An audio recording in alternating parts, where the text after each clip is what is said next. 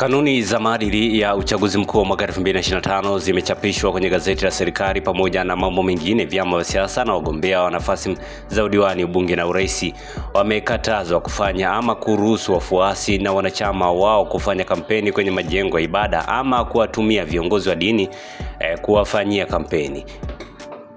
Kulingana na kanuni hizo zilizochapishwa kwenye gazeti la serikali na Tume Huru ya Taifa ya Uchaguzi, vyama vya siasa pia vimekatazwa kubandika mabango ya kampeni, matangazo au michoro yote kwenye nyumba, majengo au vyombo vya usafiri vya watu binafsi au taasisi mbalimbali bila idhini ya wamiliki.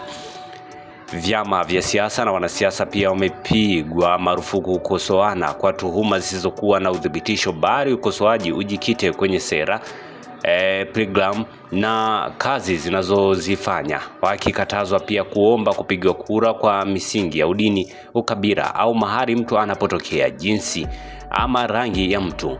Vyama vya siasa pia vimetakiwa kujiepusha na kukubali ama kutoheshimu maamuzi wa tume unaofanywa kwa mujibu wa sheria za uchaguzi, vikitakiwa pia kujiepusha na kutoa rushwa au fadhila ili kumshawishi mtu kusimama kama mgombea au kujitoa ugombea wake au kutumia viongozi, wanachama au wafuasi kufanya hivyo.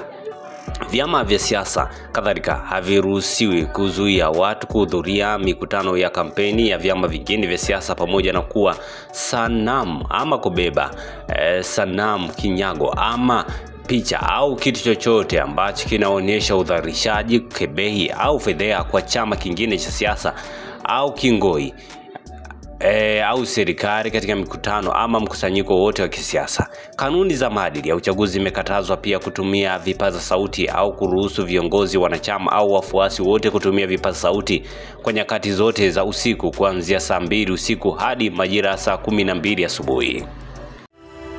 Asante kwa kuifuatilia Baharia TV. Usisahau kulike, kusubscribe, kucomment na kushare.